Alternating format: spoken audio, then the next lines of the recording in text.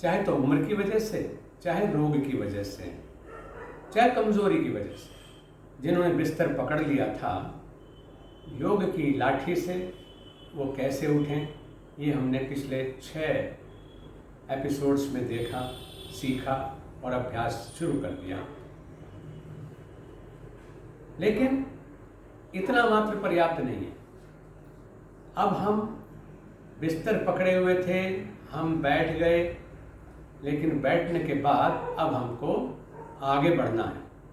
और जब बच्चा 4 महीने का होकर के बैठना सीख जाता है तो एक अगली चीज वो सीखता है, उसको हम बोलते हैं क्रॉलिंग। और योग की भाषा में, भारत योग में उसको कहा गया है शिशु गति। वो जो स्थिति है, डॉक्टर्स भी इस चीज को समझते हैं, मेडिकल साइंस की जो गहराई को जानते हैं। हमारे जो गायनेकोलॉजिस्ट हैं, यानी प्रसूति रोग विशेषज्ञ, महिला चिकित्सक हैं, वो भी इसको जानते हैं और हर माँ इसको जानती है। आप भी जानते हैं क्योंकि आप भी बच्चे थे। आपने भी उस दौर को देखा है कि जिस समय बच्चा घुटने के बल चलना सीखता है, यानी बैठने से वो चलना शुरू करता है, तो घुटने के बल चलने का जो अभ्यास है वो हमारे शरीर का, यानी उस समय का जो पीरियड है जब हम घुटने के बल चलना सीखते हैं, उस समय सर्वोत्तम और सर्वाधिक विकास हमारे शरीर का होता है। हमारे सारे सिस्टम्स एक्टिवेट होते हैं, हमारे सारे मसल्स एक्टिवेट होते हैं, हमारे सारी जॉइंट्स एक्टिवेट होते हैं, यानी कुल मिलाकर के एक ऑलराउंड ग्रोथ के लिए ये सर्वोत्तम अवस्था है।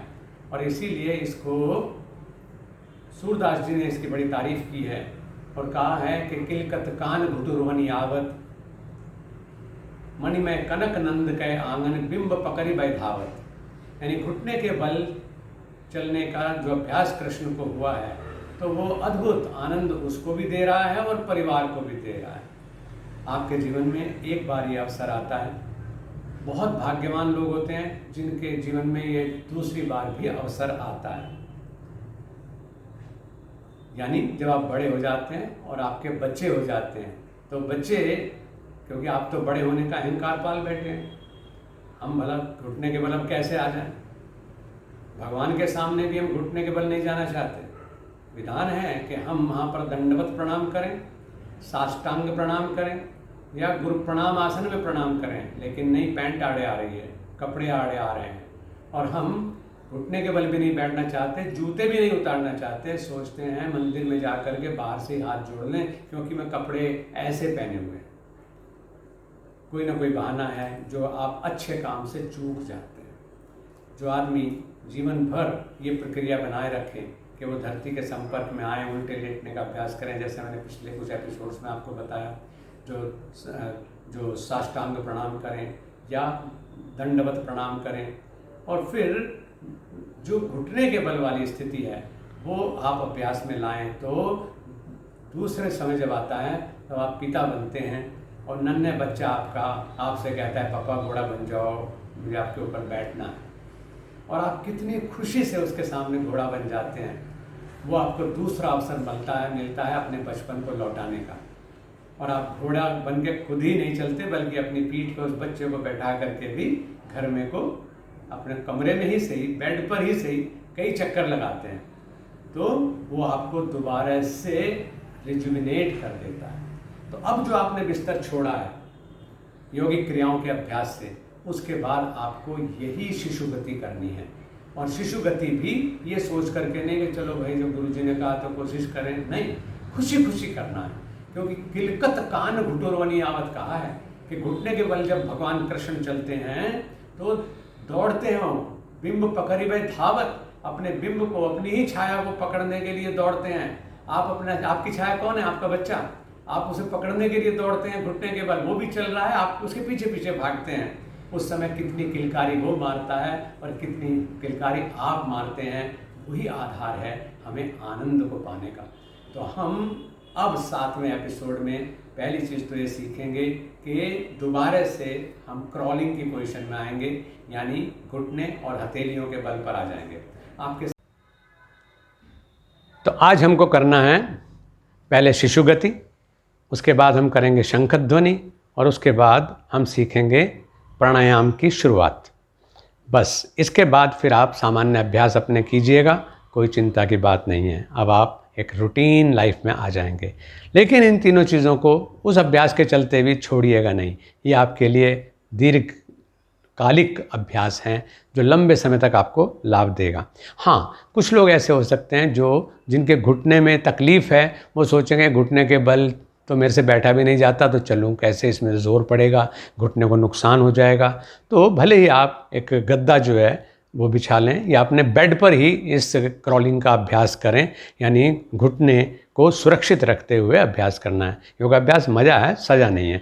तो देखिए, क्रॉलिंग आप अपने बिस्तर पर ही कर सकते हैं। मतलब इस प्रकार से स्थिति लेंगे और शुरू में धीरे धीरे और फिर इसको बड़ी तेज़ी के साथ में भी आप कर सकते हैं।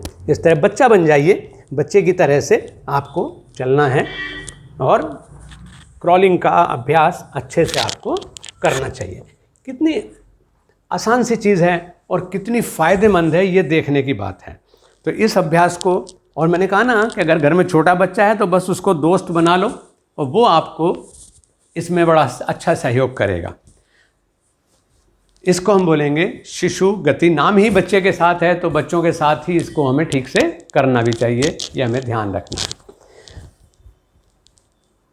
आपके सभी अंतःस्रावी ग्रंथियों को ठीक से एक्टिवेट करने के लिए, आपके ब्रेन के जो टिश्यूज़ हैं उनको डिकेइंग प्रोसेस को थामने के लिए और स्पीडी रिकवरी के लिए, सुंदरता को बढ़ाने के लिए, थायराइड के लिए, और आपके ख़ास तौर से कंठ यानी गला और उसकी वजह से जो स्वर हैं आपके उसे सुगम बनाने के लिए, फेफड़ों को ताकतवर बनाए रखने के लिए, ब्लड प्योरिफिकेशन के लिए, ये शंख ध्वनि जो है हमारे ऋषियों ने हर घर में इस शंख को रखने का विधान किया है।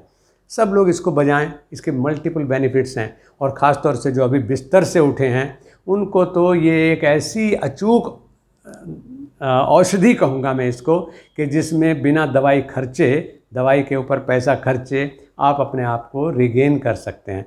इसमें अगर नहीं भी बजेगा तो बजाने की कोशिश करिए। बजाने की कोशिश भी अपने आप में पूरा लाभ देने वाला अभ्यास है, क्योंकि बजने के बाद जो लाभ है वो तो बाहर तक जाएगा, लेकिन अगर नहीं भी बजाए तो आप तो लाभान्वित होंगे ही होंगे। कैसे बजाते हैं? छोटा मुंह बनाइए ऐसे करके, और हवा जोर लगाना नहीं पड़ता, आराम से बजाइए, आनंद लेंगे आप इसका।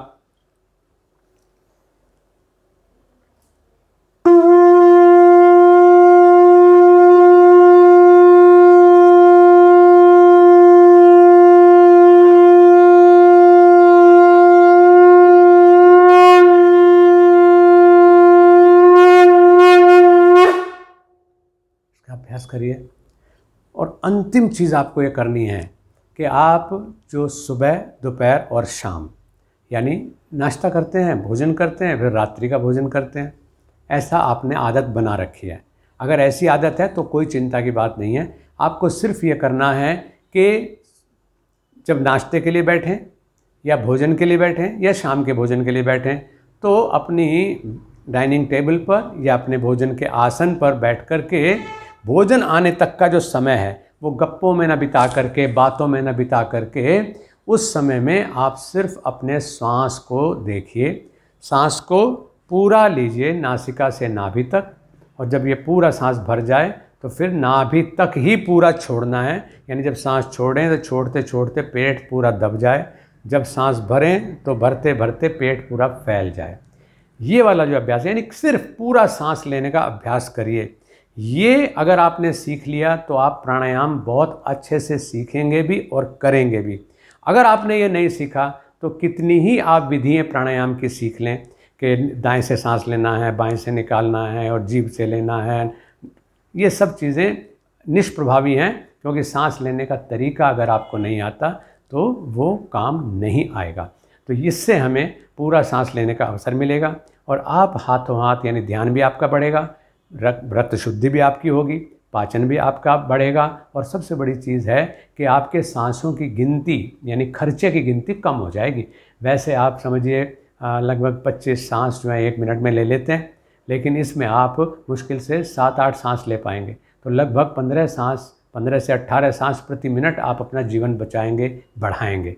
तो इस तरह से जो लोग बिस्तर में पड़े हुए थे उनके लिए भी योगाभ्यास वरदान सिद्ध हो रहा है और होता रहेगा। ये परंपरा चलती रहेगी।